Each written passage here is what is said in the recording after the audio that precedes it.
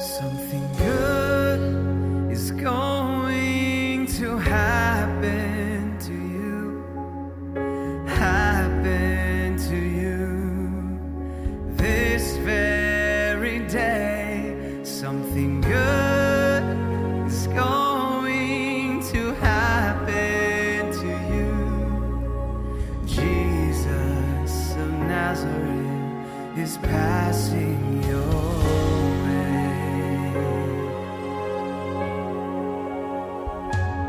Something good is going to happen to you, happen to you this very day. Something good is going to happen to you. Jesus of Nazareth is passing your way.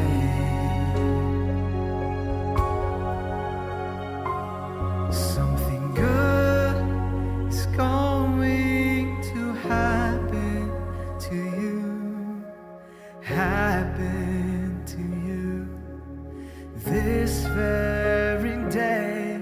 Something good is going to happen to you. Jesus of Nazareth is passing your way.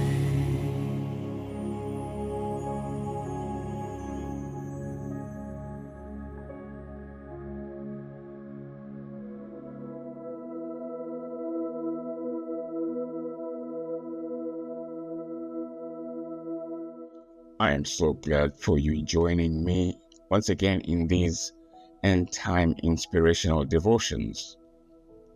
I am speaking to you today on a topic, inspiring story of kindness.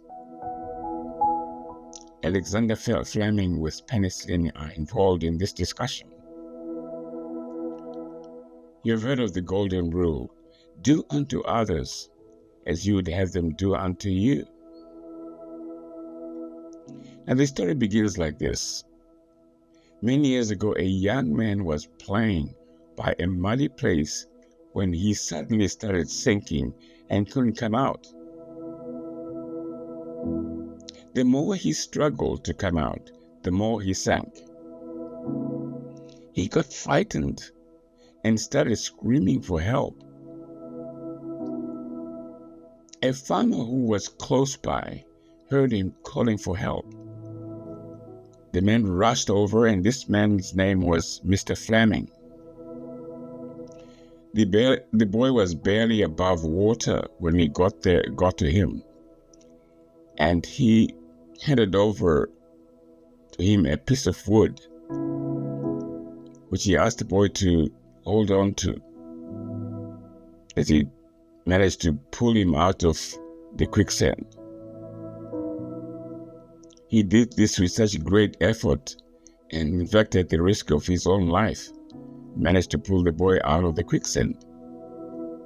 The young man went home. He was quite grateful. He went home and he told his father about what had happened and who rescued him. The next day, a luxurious car pulled up into Mr. Fleming's yard, and a well-dressed, wealthy man came out of the car. He told Mr. Fleming he was the father of the boy he had saved the day before, and how grateful he was for saving his son from the quicksand, and that he was willing to repay him for the kindness. Mr. Fleming replied he wasn't interested in monetary payment, and that he was truly glad to have helped a young man who was in need. The wealthy man told him he couldn't thank Mr. Fleming enough, and if there was anything at all he could do, he was willing to do it. But just about that moment, Mr. Fleming's young boy appeared around the corner. The Flemings seemed to live in humble conditions. So just about that time, the rich gentleman thought of something else.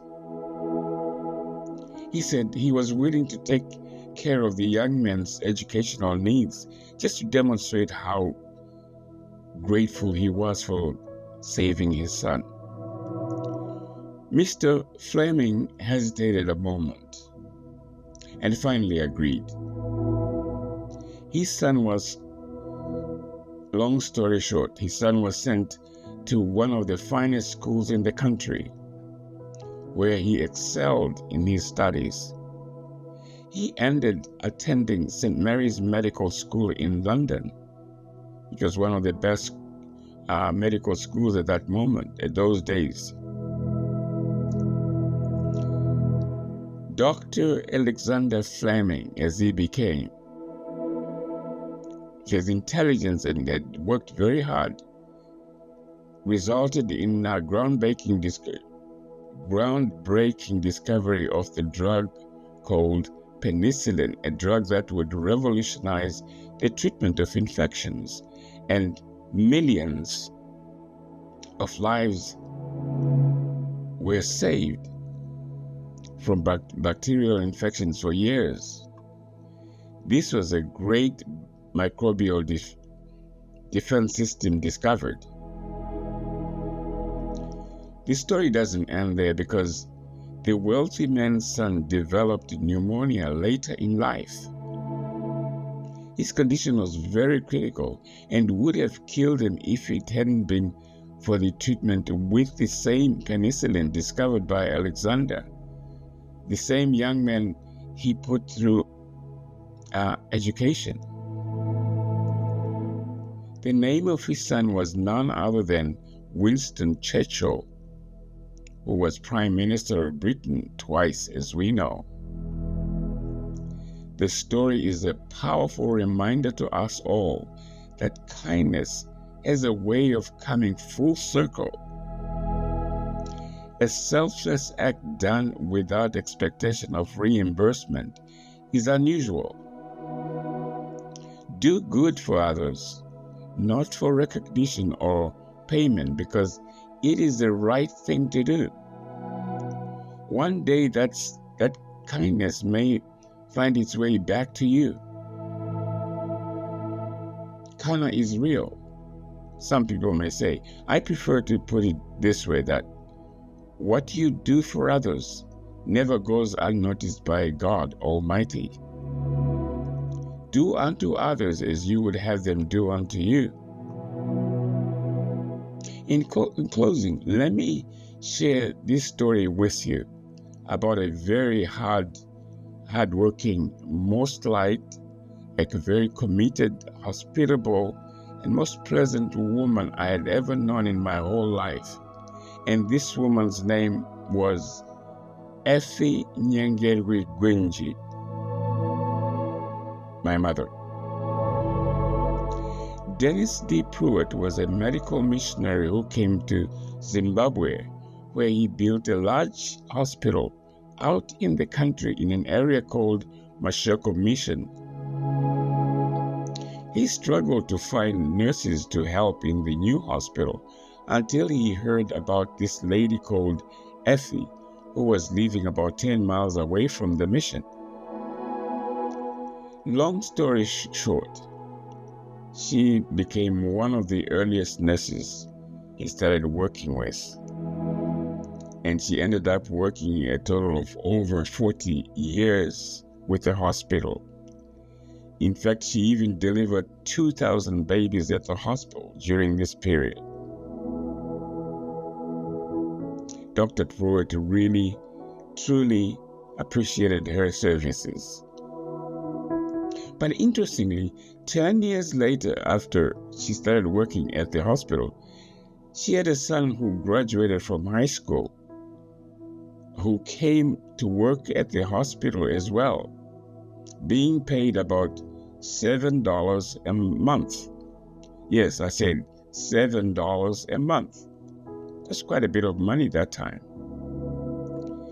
He had won a high school tennis tournament, which attracted Dr. Dennis Pruitt, who was also an avid tennis player. This young man had started working at the hospital, as I said, as a manager in the administrative office and technician in the X-ray department. In the evenings after work, they would go and play tennis together. This young man was none other than Gordon Fairbrain Mutatwa. The tennis games led to discussions about his future plans, and to Dr. Dennis Pruitt's surprise, Gordon was interested in going into college and then on into medical school to become a doctor, just like him. The plans did not seem possible in Rhodesia at the time, because the white government at the time only had one university in the country that catered mostly to white Rhodesians, with a few or a handful of blacks. So the plan was made for Gordon to go to the United States of America, where, long story short, Gordon found himself in America. And while he was there, he made very good grades in college. And after 2 years of Bible college, he moved to a secular university where he started doing some of his pre-medical courses. And he graduated with cum laude, which is very high grades. He did very well. But it was difficult to get into the medical schools in the States because being a foreigner was a big disadvantage. However, with God's intervention and help, he got into a prestigious Faculty of Medicine, University of the West Indies in Kingston, Jamaica, where he trained and worked hard to pass and qualify as a medical doctor. And his qualifications there were honored in the United Kingdom. Long story short, Gordon found himself working in the United Kingdom. He practiced medicine as a specialty in oncology for over 12 years before retiring. He was supposed to have returned to head the medical work in Zimbabwe, following the plans that they had agreed on with Dr. Pruitt. But unfortunately, Zimbabwe was so different from Rhodesia then. When Gordon was ready to work as a physician, there was so much corruption, frivolity, and licentiousness in the then called Zimbabwe. Things had changed so much that he would have found it intolerable, hence the latter decision. But do you notice something? Mother Effie's commendable, praiseworthy, and trusted work at the Mashoko Hospital opened the door for her son to be the first African young man ever to be sent to America by the Churches of Christ. This wasn't a prearranged plan by the missionaries, but by God Almighty. God knew this would be the end result. God sees every little thing that we do for His own, and He has a way of reimbursing you and me in a greater way. Dr. Luke said in chapter 6, verse 38, "Give or help others, and it will be given to you. Good measure, pressed down and shaken together, and running over will be put into your bosom. For with the same measure that you use, it will be measured back to you." And KJV. Gordon right now has a mandate from the Lord where he is working on the establishment of the Divine Intervention and Medical Science Center. You notice it's a combination of divine intervention and medical science. Dr. Gordon Fairbrain Motetwa learned well from the principle of being a blessing to others and not expect to be paid back by them, because he knows God will bless him more.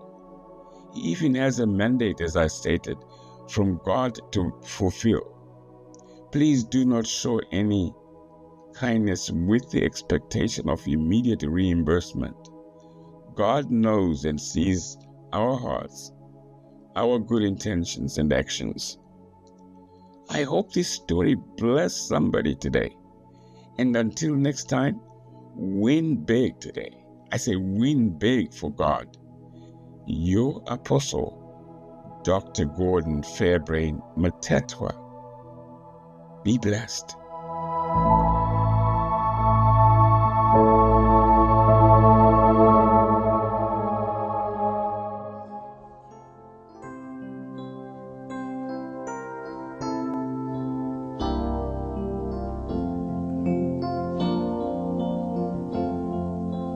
I will serve thee because I love thee.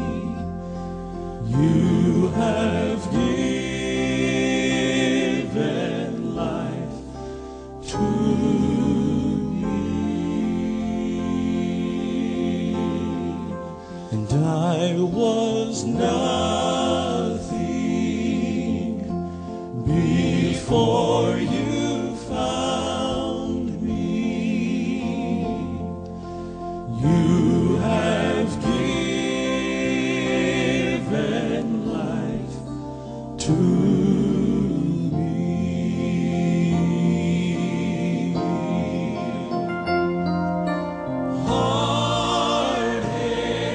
Heartaches, broken pieces,